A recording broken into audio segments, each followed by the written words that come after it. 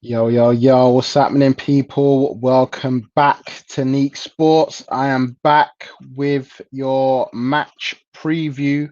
As you may well know, Arsenal are playing against Crystal Palace in what would be a meaningless game from Arsenal's point of view, but a game that has to be played. It's game week 37. And yeah, let's see if Arsenal can nick a European spot. Let's get into it.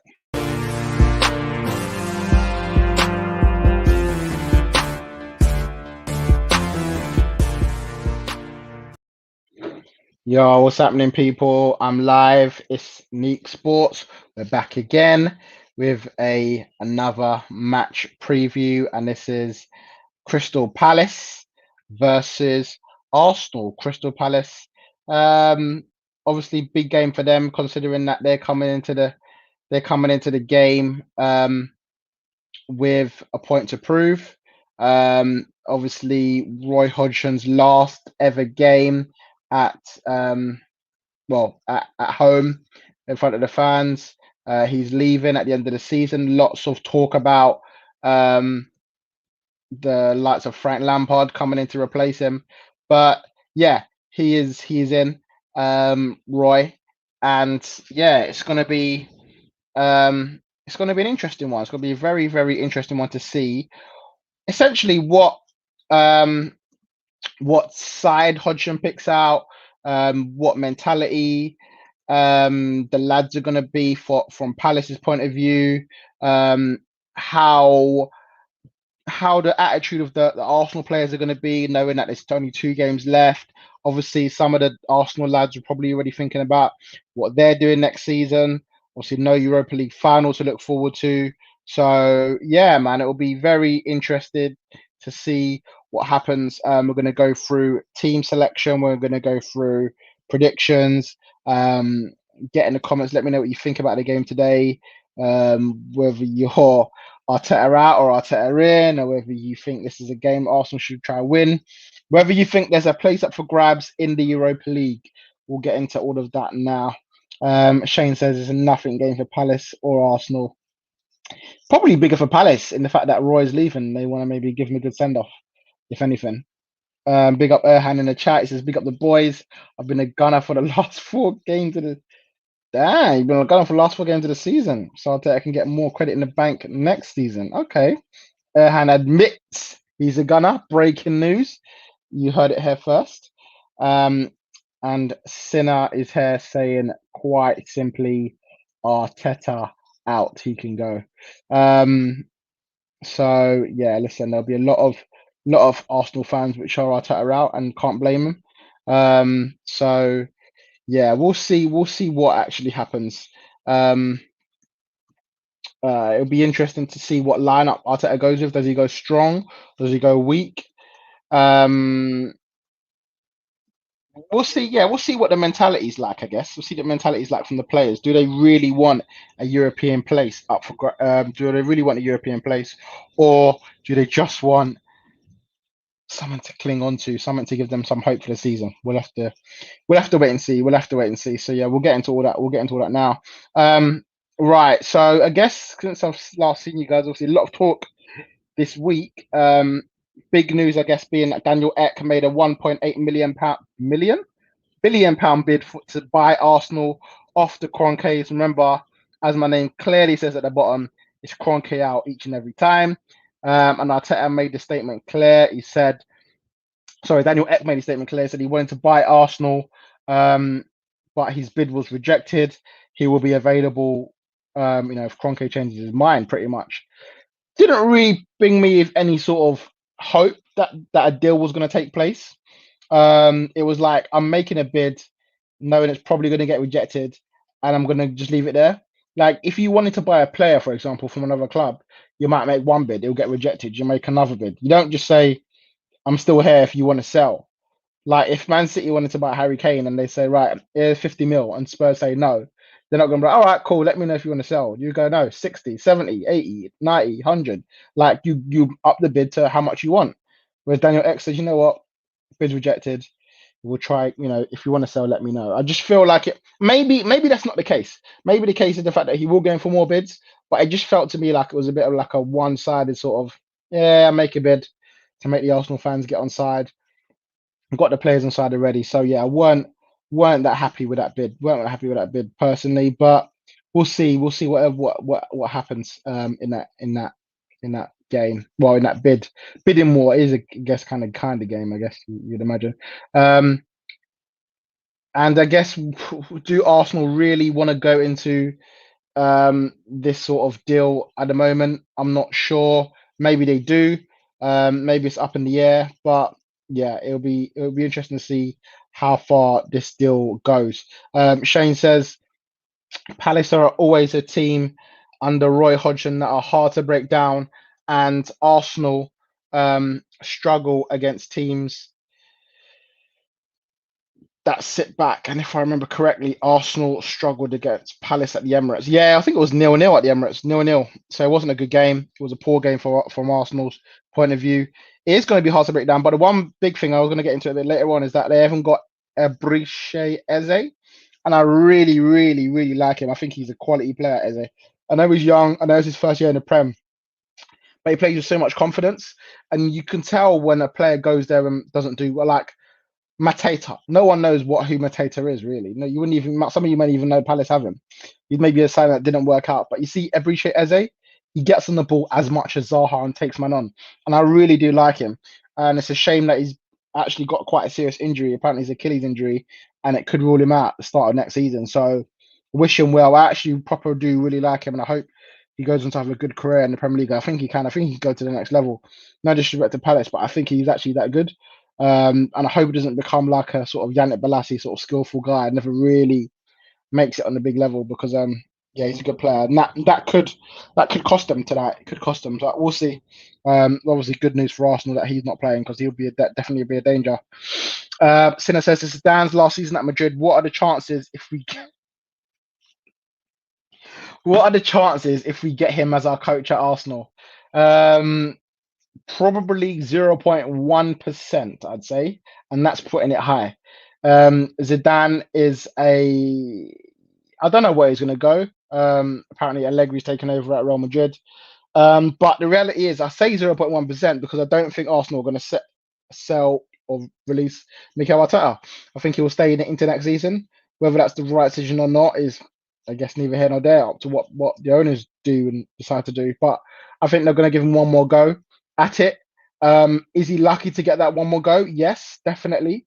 If Arteta got sacked, he got no complaints. He had a poor season. And originally back in October, November, if things weren't going well, I said, give him to the end of the season. Let's see what you can do. And he didn't deliver. So if Arsenal sacked him, I wouldn't even have any begrudges against that. But I don't think they will. I think they're going to pursue him into next season. However, if they do end up sacking him, it's like, what were you expecting him to do next season that's going to radically change your mind? We'll have to obviously wait and see.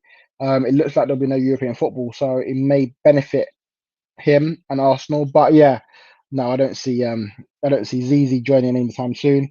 Big up Wilson in the chat. All good, all good. Erhan says, I'm surprised the Kroenkes didn't even make a counter offer.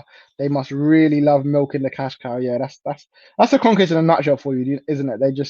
They love it. They sit on their money, and they know that they ain't gonna sell. They're constantly making money off Arsenal, even though we are falling down the pecking order of the Premier League. They're still making some decent profits from the shirt sales, from the season ticket renewals for next season. Like, Arsenal's still going to sell, so they're good in their aspect. Wilson says, still believe that Eck will make another bid to buy Arsenal. Everyone knows it will be a difficult battle. You have to maintain momentum. Yeah, we'll see what happens. I mean, listen, as I said, I've got no high hopes. Do I think he'll make a bid? No. The way he phrased that the end of it made me think he's just waiting for Kroenkes to offer the club up. So yeah, that's just my personal point of view. Shane says Zidane's preference is to be the France manager. He ain't going to Arsenal. Yeah, it could be. It'd be interesting to see what happens after the Euros. Whether Deschamps wants to stay in it. Obviously, won a World Cup. Got France to the Euro final before the World Cup. So if he could win the Euros with France, maybe he'll step down and could see Zidane step up. Wilson says I still think that Arsenal need a massive overhaul from top to bottom. 100%. It's going to be a big summer for Arsenal. A lot of change is gonna happen.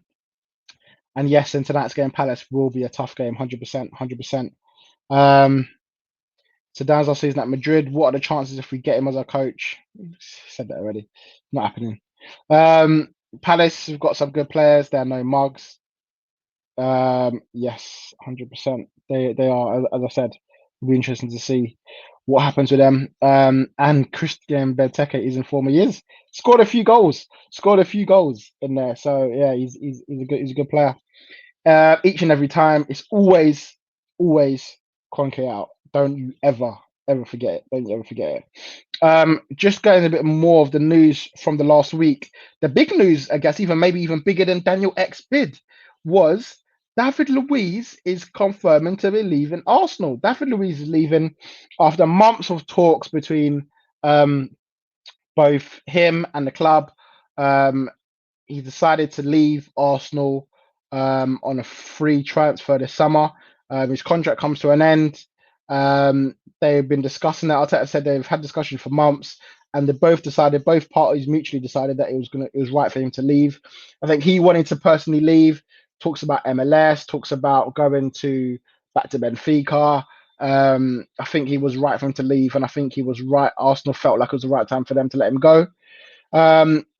What could it mean for Arsenal this summer, though? Does it mean that we're bringing in a Saliba back on from loan and starting him, or are we going to sign someone else? Personally, I feel like when we get onto the David Luiz, so on David Luiz, I think the David Luiz transfer itself I actually think it was a good deal. I'm not going to lie to you. £8 million from Chelsea for 2 years. I know he's made big mistakes. And you lot are going to ridicule me for it. Got some red cards, got some penalties, but I still feel. Listen, put it like this: I don't think Arsenal win the FA Cup without David Luiz. I do not think Arsenal win an FA Cup last season without David Luiz. And you could say, yeah, we've fallen in the league, and I agree with that.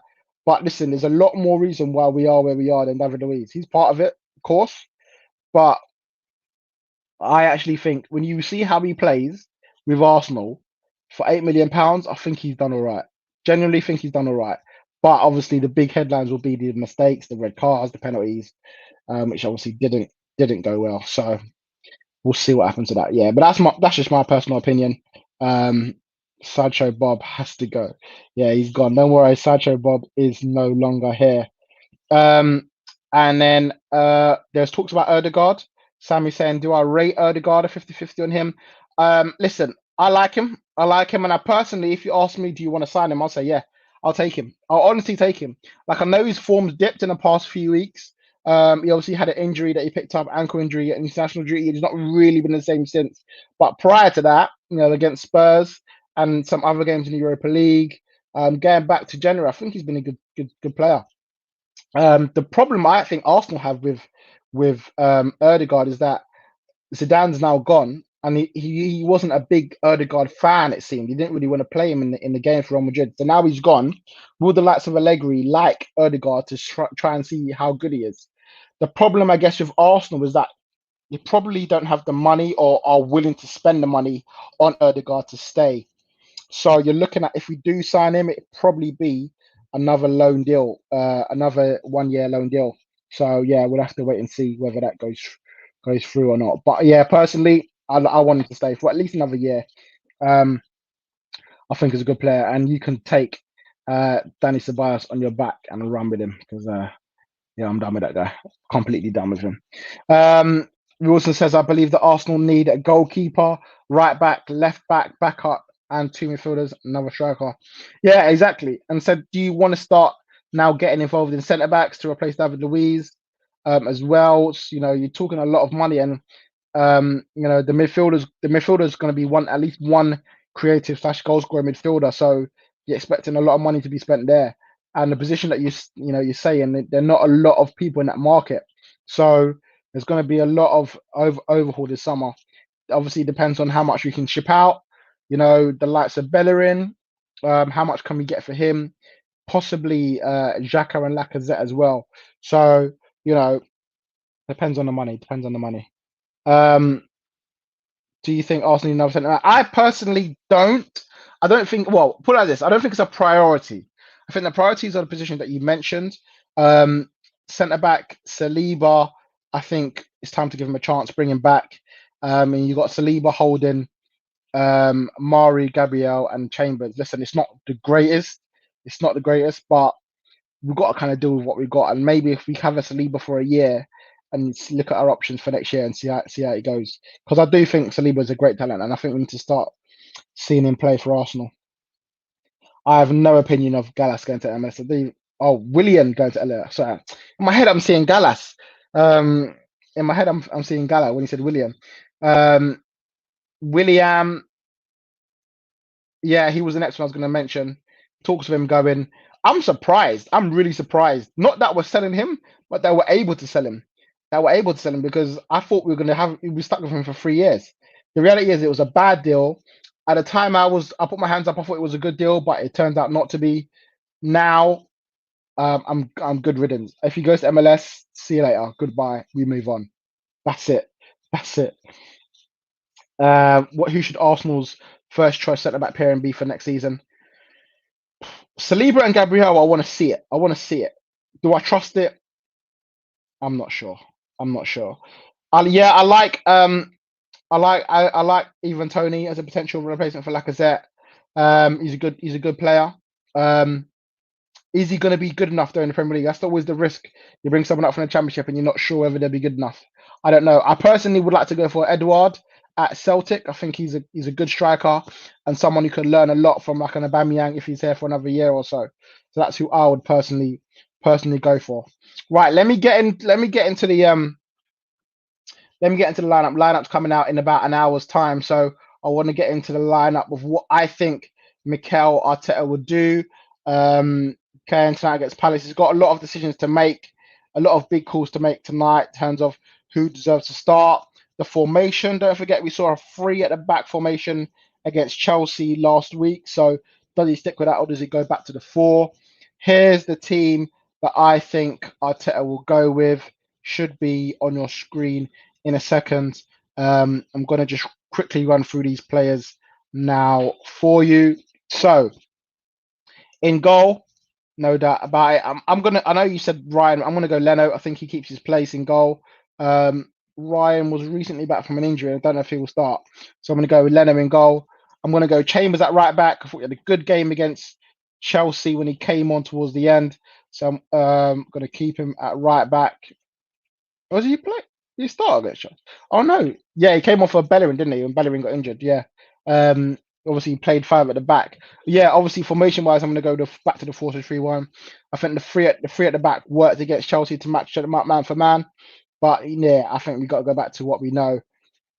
I'm going to go with Holding at the back because David Luiz is still out. And I'm going to go with Mari because I think Mari and Holding play better together than Holding and Gabriel. So I'm going to go with a partnership of Pablo Mari and Rob Holding. If I can find him, yeah, there he is, the ghost man. And at left back, Tierney's back's good, always good to have. So he goes straight in for me. Xhaka was back in training, but unlikely to start for me. So I'm going to go with the midfield two of Thomas Partey and El Nene, who had a really good game against Chelsea, I thought. So deserves to have another start in there. I'd definitely start him at both above Danny Ceballos right now. Although Ceballos does play better against the teams low down in the league, so it could be a game for him. But I'm going to go with El Nene. In the number 10, I'm going to go with Erdegaard. I think he'll get a start again. And listen, I don't think Saka did. Saka was average, I thought, at right wing back. So I'd like to see him go back into his natural forward position for me on the right hand side, cutting in on the left foot. I'd like to see that. And then Smith-Rowe, who was brilliant again against Chelsea, just worked so hard and he deserves to start. You know, we could see him going to number 10. We could see Pepe come in on the left. Pepe didn't even get out on the pitch against Chelsea, so could easily start today. And I'm going to go with Aubameyang up front. Could be Lacazette up there. Oh, Aubameyang's got a picture back. He didn't have a picture last time, but his picture's back. So I'm going to go with Aubameyang up top. Could be Lacazette as well. I guess could be Martinelli as well. but that's the team I'm going to go with. The one, obviously, injury is David Luiz, and probably Xhaka won't play. I don't think anyway. So yeah, that's the team. That's the team that I think Arteta will go with over there. Um, yeah, Ceballos can go. Ceballos can go very, very soon. Spotify taking over Arsenal will be the biggest step in the right direction. The way Arteta has treated some of the younger players is an absolute joke. Yeah, he seemed to go with his tried and trusted in terms of the older lot. But you know what? It's funny because I think as the season's gone on, I think he's starting to learn from it. Like obviously he brought Smith-Rowe in, and to his credit, has played him a lot of minutes from December till now, and he didn't have to. At certain times, he could have just brought Odegaard in and left Smith-Rowe out, but he kept on playing him, kept on playing him. Don't forget Saka's a young player as well, and Arteta's believed in him from day one, and he's proved him in that department. Martinelli is obviously the one that a lot of people see as a mistake from Arteta, and it could well be that as well. So, you know, 50-50 with me and Arteta and the younger players. He has had trust in some, but completely just like put aside others. So, yeah, it works very, very 50-50 for me. But Saliba should definitely be coming back to Arsenal this summer, and I think he should be given a go. If you look at the likes of Fofana and see how well he's settled in, you start to think maybe he could do the same. Balogun is back in training for Arsenal. We did see him in training yesterday, so could get a run out. I don't think he'd start, but could get a run out today. Another one who maybe Arteta could have played a bit more as well. And I don't think Arteta is thinking about selling Tierney at all. We can't afford to do that at all. Yeah, so that's my team. A little bit different to Wilson. You've gone for Cedric, Ryan, Gabriel. Listen, I'd love to see a Gabriel Murray partnership, but I just don't think it's going to happen. So I've gone for what I thought Mikel will do rather than what I would personally do. I'd love to see Mikel and Gabriel and Murray play together in one. Like I know they played last week, but I think that was in the back three. Partey, El Neni, Saka, Smith-Rowe, Pepe, and Lacazette. So you've gone for Smith-Rowe over Odegaard, and Lacazette over Aubameyang. Yeah, listen, he's got options today. That's the thing with Arteta. You can kind of go with what he wants to do. That's just the formation that I think he'll go with. And listen, I'm going to go positive today. I'm going to go for a 2-0 victory over Palace. Without Abrisha Eze, I feel like we'll have a lot more control of the game than we may have had otherwise. And I like him as a footballer. So yeah, I'm going to go with a 2-0 victory. I want us to win. I want us to just have a good end to the season. Obviously, we've won 3 in a row so far. So if we can make it 5 with a win at Palace and Brighton, end the season well. I do not want Europa Conference League though. So if we can win 2 games and not get that, I'm good with that. There's teams above us already. Tottenham and West Ham. Everton are around us as well. Leeds are there as well. But obviously, if we win our games, we go above them. So listen, I want 8th place with a win tonight and a win on Sunday. So yeah, I'm gonna go for 2-0 victory to Arsenal. Sinner's going for a 2-1, 2-4 win, 2-4 win. And Wilson said earlier he's gonna go for a Palace 1, Arsenal 2. There's a lot of Arsenal victories in there. I guess we're on good form. I guess. I'm gonna end with this from Hartford Breeze. Europe is very well out of hand, but conference hope is still alive. Hope we win against Palace and West Brom. It's Brighton. Also, last home game against West Brom, Brighton. Still Kroenke out. Banner should come out. Big fan. Yeah, listen, I'm not. Unfortunately, I didn't get a ticket, so I'm not going to be at the stadium on Sunday. But yeah, big fans of the stadium, which I haven't mentioned yet, is good news. To see, and I hope the fans really come and just make their voices heard about Kroenke out, especially now that bid's gone in last week. It's very tactical from Daniel Ek to make a bid, knowing the fans are going to be back in the stadium as well. So hope the fans make their voices heard. It's Kroenke out all day, and Daniel Ek in. But focusing on tonight's game, Arsenal 2, Palace 0. We'll see what happens. Team loses out in half an hour. And I'll be back tonight after the game for a match review about 9 o'clock when the game finishes. So come back and join me then. Thank you all for watching. Make sure you smash that like button. Subscribe to Neeks Sports if you're new around here. and I will see you all later on this evening. Thank you. Goodbye.